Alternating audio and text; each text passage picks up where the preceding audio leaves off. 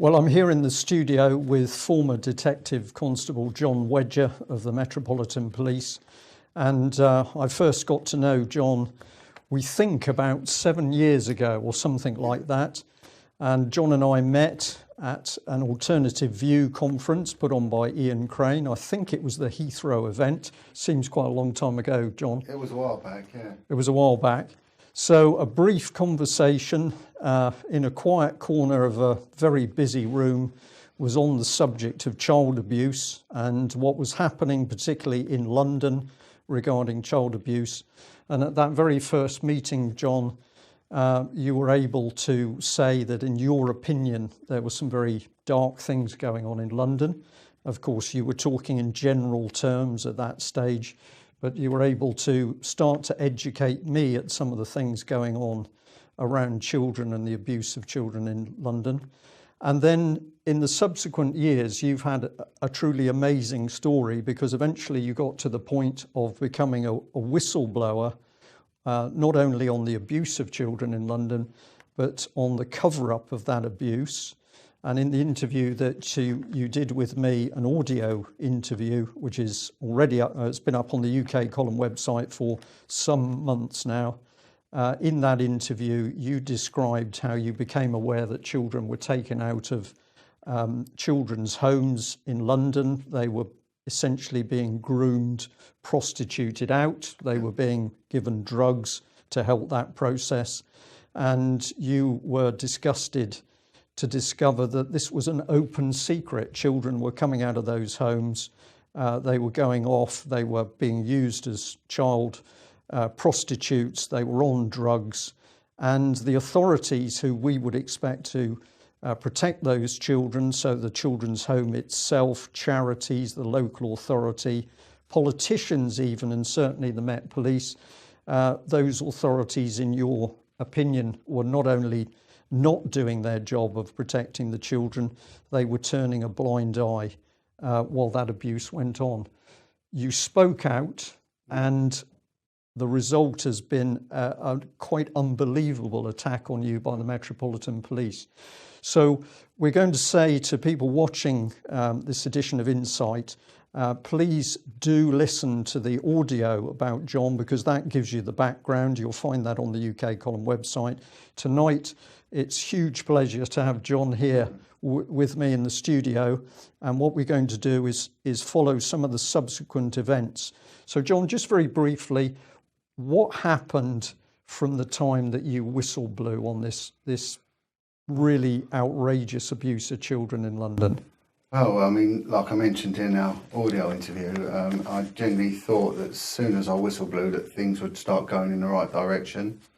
I thought I'd get the back in. I mean, as well, I mean, I'm coming forward in respect to some really, really horrendous and serious crimes. Having worked as an investigator for many years, and realised the protection that we would afford our victims, our informants and our witnesses of crime, I thought the same would be afforded to me. And it was the total opposite. Right. So you have described, and I remember this exceptionally well because I was shocked at what you were telling me. You talked about being threatened, basically, in a professional sense, and warned off within the Metropolitan Police for speaking out about what you knew. And ultimately, it got to the stage where you realised you had to leave the police force. You were trying to retire, but they didn't, at that stage, they didn't want to let you go. They were stalling. And I believe they were bringing your professional conduct into question. Yeah, it's strange what happens, because I was also warned by other police whistleblowers that I was put in contact with. And that's namely Lenny Harper, who exposed the Haute de la Garenne, Maggie Oliver, who was the one who sort of brought forward about the Rochdale child abuse cover-ups. And they both said the same thing: look, they're going to come for you, and they'll come hard, and they did. And the onslaught was just unbelievable. But what was said to me by my sort of OCU commander at the time, and he turned around and said, you know, you're looking at, you carry on, you're looking at losing your home, your job and your children. And as the years prevailed, you know, the next 3 years that I went through this campaign of bullying against me, There were, led by the Metropolitan Police. yeah, solely led by the Met Police. The words were predictive because whoever was behind it, I nearly lost my home because my wages were stopped. They tried on 3 major occasions. Each time there was 3 offences I was accused of, which was said to me by both Maggie and Lenny, look, they'll serve you what are called gross misconduct, which each one would have caused me to lose my job, and each one would have a dual purpose. That would be an internal investigation, also would be passed to the Crown Prosecution Service. So I nearly lost my job on 9 occasions. And also, if I can elaborate at some point, that there was a campaign, because I was bringing up 4 kids on my own, to sort of undermine my role as a parent. Yeah, and you had some visits by police officers who came to your home, initially quite hostile to you, but I think on at least one occasion you were able to talk to them and say, more or less, come on, what you're trying to do to me is not right. So we're seeing 2 sides of the police. We're seeing the bullying side, and you were getting chinks of light with maybe some good guys. I need to explain what happened there. Earlier on last year, one of my children was involved in a life-changing and catastrophic accident. He was in intensive care for many, many months, and he actually died twice. On the last occasion, he was pronounced dead for 7.5 minutes. I was called to the hospital, and I was actually met by a consultant who'd asked me my permission that if he doesn't pull through, because he was dead for so long, they believed he had brain damage and they couldn't ventilate him for a protracted period, would I consent to his life support being turned off? The Met Police had stopped paying me, and I had no money. I had at home a 16-year-old son, an 18-year-old son, and a 26-year-old son. My boy that was injured at the time was 21 years old, and I was sleeping in my car because he was in a specialist unit, which was many, many miles away, and I was by his side. And a colleague of mine, whilst I was at hospital, I was asked to attend an attendance management meeting as to why I wasn't returning to work, which they knew all about anyway, so it was a futile thing. And the person who went on my behalf turned around and explained to my senior management at the time, look, you need to know what's happened to John and what's happened to his son. You've got to help him, you know. And what happened to my colleague was that they served her with, they threatened to serve her, with misconduct papers for withholding information. And then that night, I actually returned home because I needed to change, I needed to sort things out. And I went home and I was met by 2 officers from the local constabulary, 2 detectives from the child abuse command there. And they wanted to interview my youngest son, who was 16. So he could independently live anyway. And he was being overlooked by a 26-year-old man, who was my oldest boy. And the allegation was of child abandonment. Right. But I spoke with the more senior of the 2 officers, and I said to him, you need to know my story. And when I told him, he turned around to me, and he was actually a good guy. He put his arm around me and said, listen, we've been lied to and you've been stitched up. Yeah. So for our audience, John, this is absolutely incredible. You are the man who has the bravery to stand up and speak out about the state, agents of the state, local authorities, politicians, the Metropolitan Police, charities, children's homes, covering up the abuse of children. You have the bravery to do that, and your reward by the system is to be attacked, and even to have your family threatened and your home threatened thereby. This is quite extraordinary.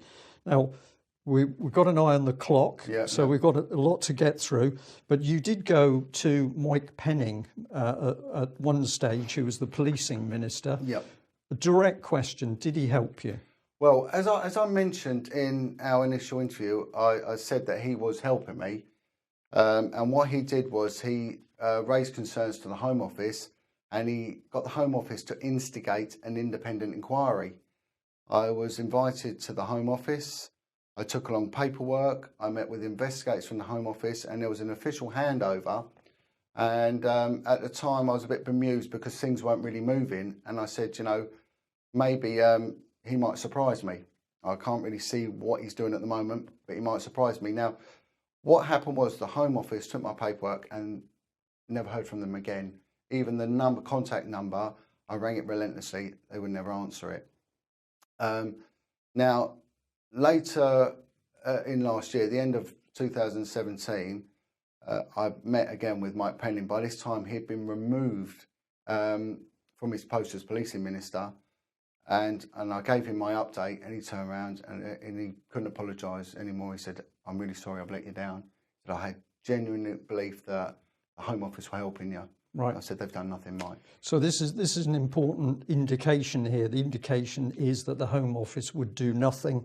We can say that amongst many other people, the UK column wrote letters to the Home Office pointing out John's case, asking if there was going to be a proper investigation into what you were talking about. There was silence.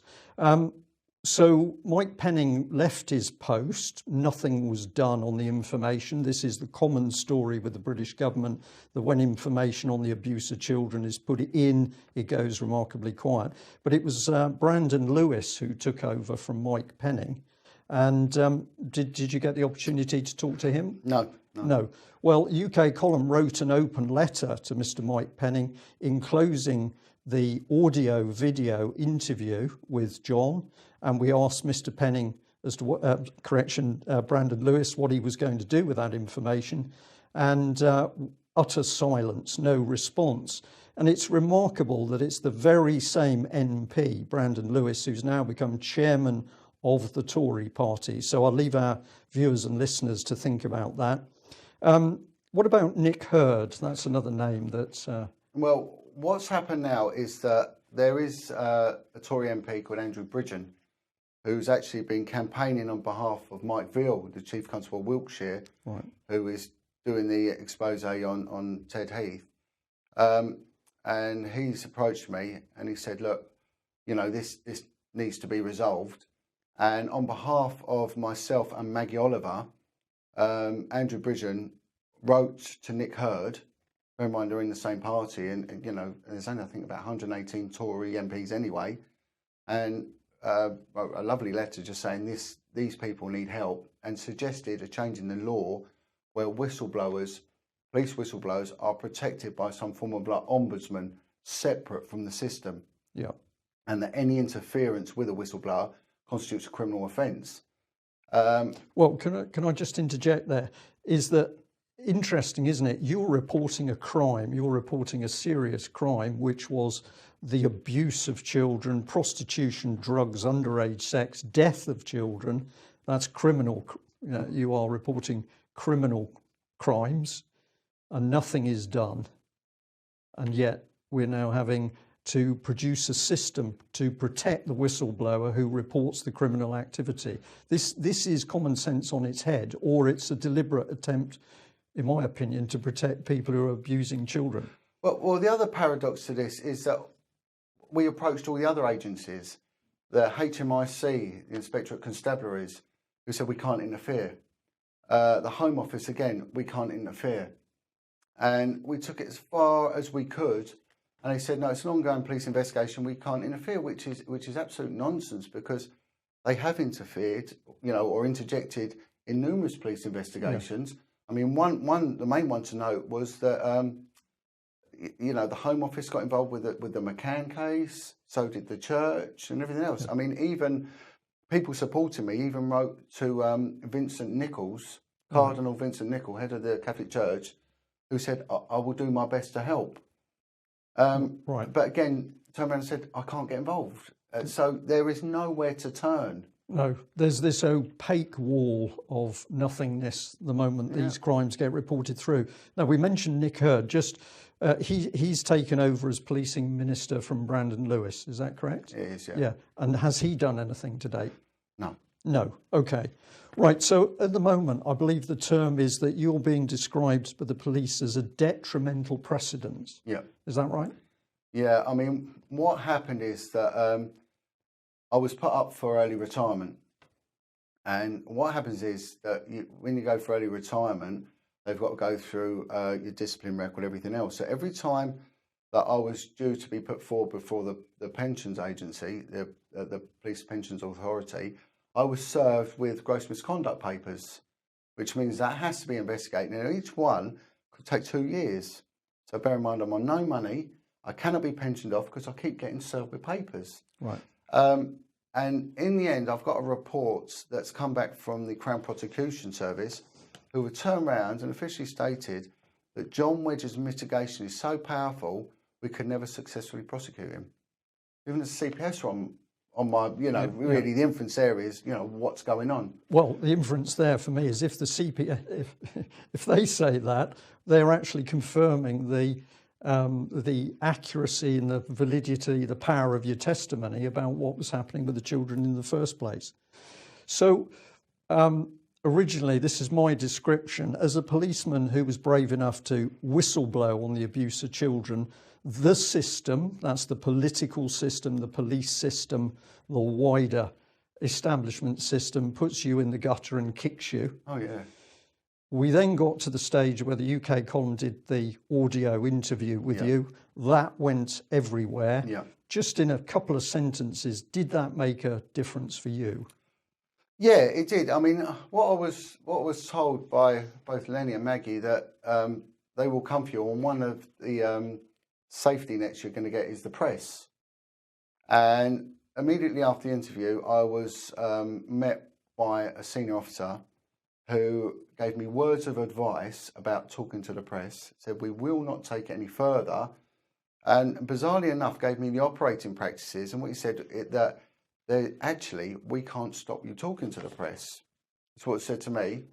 But words of advice, you could hinder the criminal investigation. Yeah, so this is twisting everything round now. So this was back in, I don't know, this was back about September. It wasn't shortly after anyway, I'm getting my timeline a bit mixed up. Shortly after the interview I did with yourself, and it was resolved. However, a few months later, I got served with gross misconduct papers for talking to the UK column. Yeah.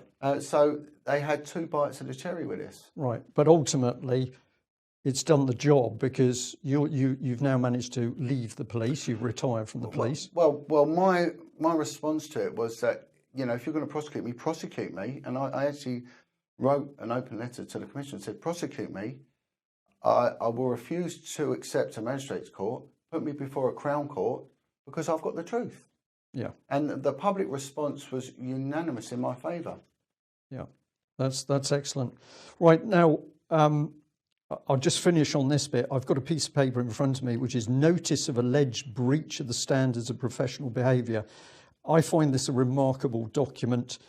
Basically, the Metropolitan Police was saying to you, or whatever date this paper is, that your conduct was almost bringing them into disrepute. You are the man that reports the crime. You are the man that tries to protect the children. And then the police, total policing, it says, with the Metropolitan Police logo, try and turn around and say that you are the person breaching their standards. But what the whole case shows is that the standards of the Metropolitan Police is to cover up the abuse of children and to threaten and harass, because that's the correct description, the police officer brave enough to whistleblow. It's quite an incredible story, John. What can we say that's positive? You went and went to an organisation called the Lay Community and gave a talk. Yeah, I just mean, very quickly, what happened there? If I've gone to that, I was approached by a man called Chris Lambriano, and Chris Lambriano gained notoriety back in the late 60s because he was sentenced to a long-term imprisonment with the Cray twins for the murder of Jack the Hackman Vitti. Anyway, he's a reformed gangster, really, and he's a committed Christian. He now dedicates his time helping victims of abuse by working for the Lay Community, which is a drug and alcohol rehabilitation centre in Oxford. I was invited along to talk to the residents. I went along, and there was concerns actually for my safety because every single resident turned up. It's a residential rehab centre, and there were people there that had served time for murder, torture, kidnap, very, very damaged people with a history of a lot of violence behind them. And I gave a talk, and it was just unbelievable. The compassion and the backing I got from them. I got a standing ovation, and at the end of it, people coming up and hugging me and thanking me for what we did, what I'd done, you see. And am I right in saying that a lot of this is because these are hardened criminals, but they were seeing what was clearly a straight policeman in front of them? Is that what did it? Yeah, and it was the fact that they knew that there was someone fighting for them. Yeah. And bear in mind, when we look at our justice system, the recidivism rate is like 75 to 80%. And when you look at how many of them have been in the care system or been the victims of abuse, whether it be sexual, violent abuse or whatever, it's staggering. Yeah. And it all comes down to the abuse of children. And it's this repeating cycle, and they're just failing to address it. But when they knew that there were, I mean, I'm not alone, and this one thing that this has shown me is that I'm far from alone. I mean, the coppers that are coming forward to me and have experienced the same level of bullying, they're just hemorrhaging. They're coming from all over the place. And are there other police coming out with information now about the abuse of children? It is absolutely staggering. I mean, my focus is mainly on whistleblowers, police whistleblowers in respect to child abuse.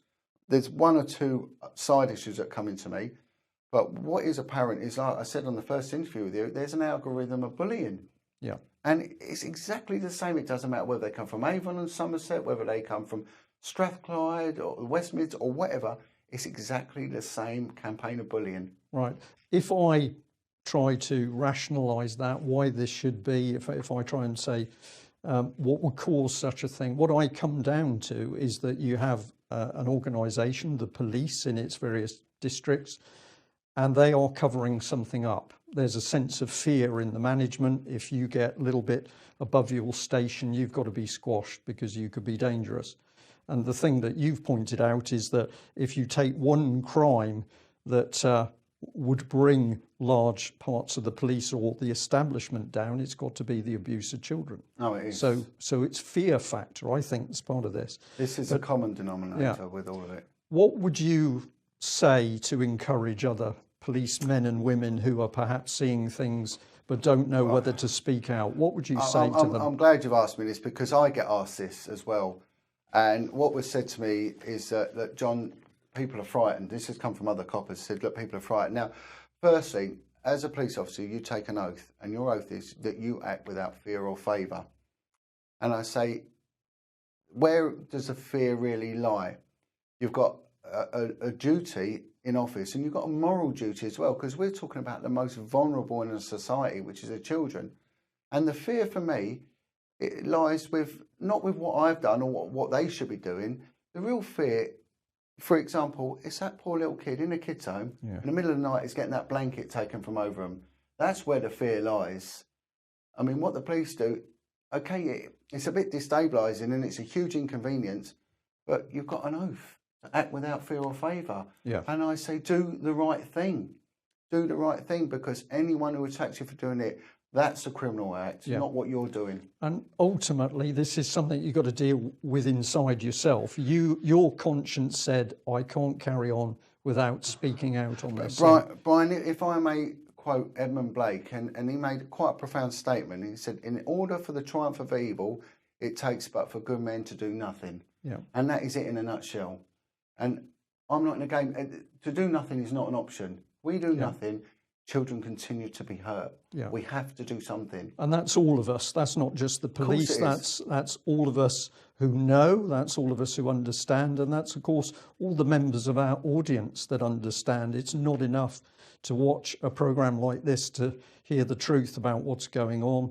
If you know what's going on but you fail to act, you've become part of the problem. This is a festering wound that needs to be exposed to the light. Yeah. And that's what it needs. And in standing up and saying something, that's what you're doing. Right. Now, we want to just mention a few people. Firstly, I would like to mention Melanie Shaw, very brave child abuse survivor who is now locked up in prison, doesn't know what her sentence is. She's spent well over 18 months in solitary confinement. I could do a whole programme on Melanie. We haven't got time for that. But also, you've been working very closely with Bill Maloney, Yeah. who, of course, is an extraordinary child abuse campaigner. And that led you to the Shirley Oaks case. Yeah. Just give us 30 seconds on why that case is so important. Yeah, Bill has been an inspiration for me throughout, and he's been a tremendous companion. Bill himself was in his children's home, which is in South London, and it was organised by Lambeth Council. The Shirley Oaks survivors have really brought themselves together. They're being coordinated by a very brave man called Ray Stevens, and they are now taking on Lambeth Council, really. And what they're doing is taking this into the judicial process to get the justice they all deserve. Right. You know? And what they're doing is tremendous. And this goes to show that when people do stand up for what's right and do get together and get organised, they can move mountains. Right, well, that's the statement, isn't it? You want to do something about this, you've got to start working together. We know that people fall out, people have differences of opinion, people have different styles, but if we're to get to grips with this, you've got to forget all of that, concentrate on the children themselves. Brian, the support I've got from fellow whistleblowers has been brilliant, really brilliant. And the support I've got from what in the police terms would have been the them and us, the enemy, the criminals, has been equally as heartwarming. Right. You know, I have had just support from across the field, and whistleblowers are similar to victims and survivors in that when you stand up, you stand alone, and we shouldn't be standing alone. We should all be getting together. Right. Excellent. Now, I'm just going to mention that we've got another initiative north of the border, so in Scotland, Fresh Start, which is ordinary people saying, well, if the state isn't going to do a proper investigation into child abuse, we're going to do it. You can have a look for that on the internet, but that's a very, very important campaign, because it means ordinary people are going to do the investigation. They're going to collect the evidence, and then that evidence is going to be put into the system, and they're going to be monitoring what the prosecution system does. So I think we'll be hearing a lot more on that. So, John, many people contacted the column once we put out that audio interview. Many people contacted us. They wanted to help. People sent money for you. People sent in letters. Yeah. How did that make you feel when you could see public support? It broke my heart. It was fantastic. Honest to God. I mean, the people that should have been helping me attacked me, and then I couldn't pay my bills. I couldn't do anything, and the support I got kept me alive, kept my family alive. And I have to say to everyone that contributed and all the well-meaning, it meant so much, and thank you so much. And I'm organising with Bill and a few others a campaign walk. We're going to be walking from London to Manchester, and we're going to try and raise funds to do it. But it's to raise awareness about the cover-ups, protect the whistleblowers, and support for the victims and survivors. Right. So obviously UK Column is going to get behind that and support you, but we're going to say to our audience, we need your support and assistance. This is raising proper awareness of what's going on. And of course, the more public support John Wedger gets, the more likelihood it will be that other police whistleblowers will come forward, I think. And politicians are coming up as well and helping, you know, and we really are moving forward. Right. You know. We know a lot of viewers and listeners want good news. Yeah. You're giving us good news within this interview. Without a doubt. Are you seriously saying that we're at a point where, are we at a turning point? Oh, massively. Right. No two ways about it, massively. And at the end of the day, those that are part of the machine to cover it up, they know what they are doing. And those that have done the crimes, they know exactly what they're doing. And we've got truth and decency on our side, and we shouldn't fear them. We shouldn't. No. However, it's a war of attrition, and they've got the money and the manpower to see this through. Right. Unfortunately, too many whistleblowers do give up, and I say just don't give up. But we've got the truth, and we've got millions of good people. That's what we need to activate. Yeah. Let's just end on one little point. Say as much or as little as you like, but I understand as a result of the interview and your public profile that you've recently been contacted by an organisation that is again saying that they've got children who've been abused are coming forward for help. And I think tomorrow or fairly shortly, you're going to be meeting up, including with an abuse survivor. Is that correct? Yeah. I mean, there's a lot of victims, and funny enough, there's a lot of church groups and things like that. Again, people come to them. There was one woman went into a church, went up to the priest, and she'd heard the interview I did with yourself, and she asked the priest to try and locate me and just to say thank you, because she'd gone through it, and she broke down in tears and cried and said, Yeah. I didn't realise there were people helping. And I'm being asked to give presentations to all manner of groups, and it really is just to sort of highlight what we're doing and try and offer the right help, where we can. Excellent. John, I'm going to say thank you so much for coming into the studio. No, well, thank you, and thank everyone that helped me, because it really went a long way, and I cannot thank you enough. And also the people that sort of supported Bill and myself, like Darren and Tony, some really good people. And without them, none of this would have happened. Excellent. Well, there you are. That's the update from very brave policeman John Wedger. What a indication of the state of this nation, that the government and its agencies are prepared to cover up the abuse of children, because clearly that abuse was too close to the political and the establishment seat of power. Welcome to Britain 2018 under Conservative Prime Minister Theresa May. Thank you for joining us. Thank you.